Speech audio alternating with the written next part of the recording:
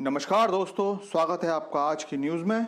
दोस्तों अभी 2 दिन पहले ही आपको अर्थव्यवस्था से संबंधित 2 बड़ी खुशखबरी दी थी और बताया था कि कैसे भारत प्रगति के रास्ते पर दौड़ने लगा है।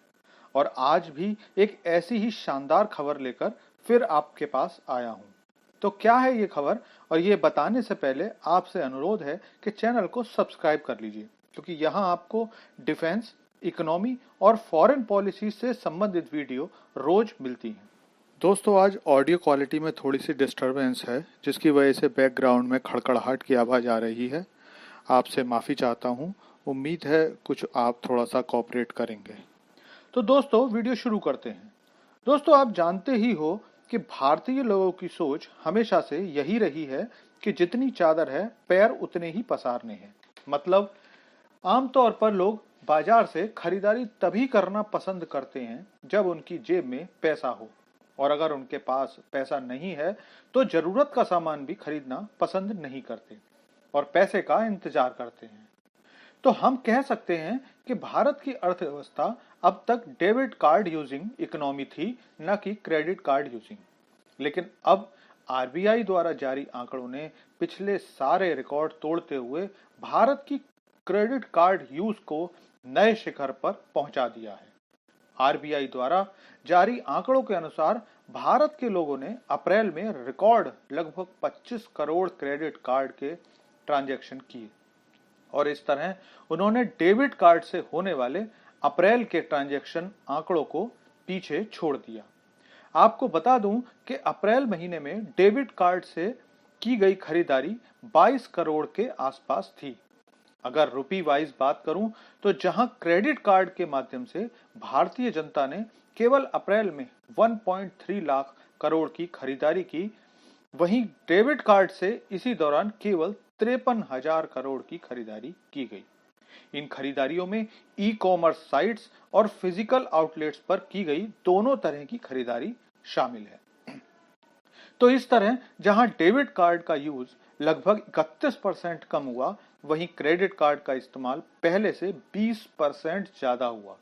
आपको बता दूं कि भारत में लगभग 8.5 करोड़ क्रेडिट कार्ड इस्तेमाल होते हैं, जबकि 3 साल पहले इनकी संख्या 5 करोड़ थी और 1 साल पहले 7.5 करोड़ थी।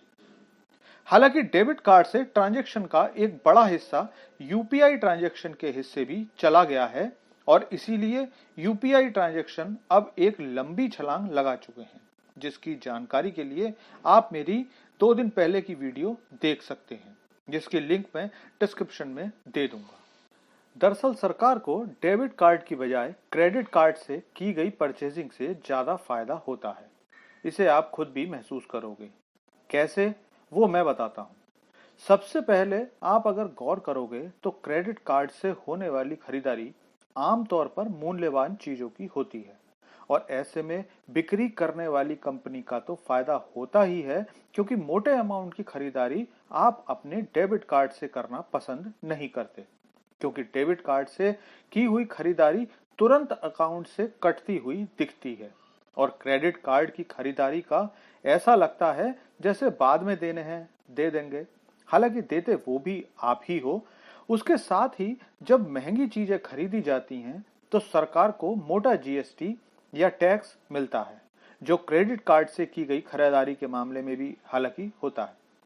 इसके अलावा अब कई नई सारी कंपनी भी इस तरह के फील्ड में आ रही हैं।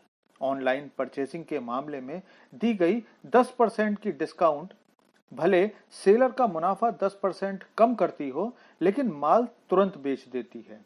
और नई आई हुई कंपनियां जो इस फील्ड में नई आ रही हैं, उनकी वजह से बहुत से लोगों को जॉब्स भी मिलते हैं।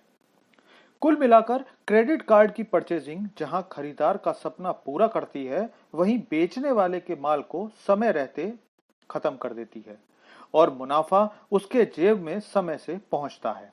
साथ ही सरकार के लिए न केवल समय से टैक्स की उगाही का साधन बनती है, बल्कि कंजम्पशन भी बढ़ता है। मतलब सभी के लिए विन विन सिचुएशन होती है। दोस्तों थैंक्स फॉर वॉचिंग वीडियो।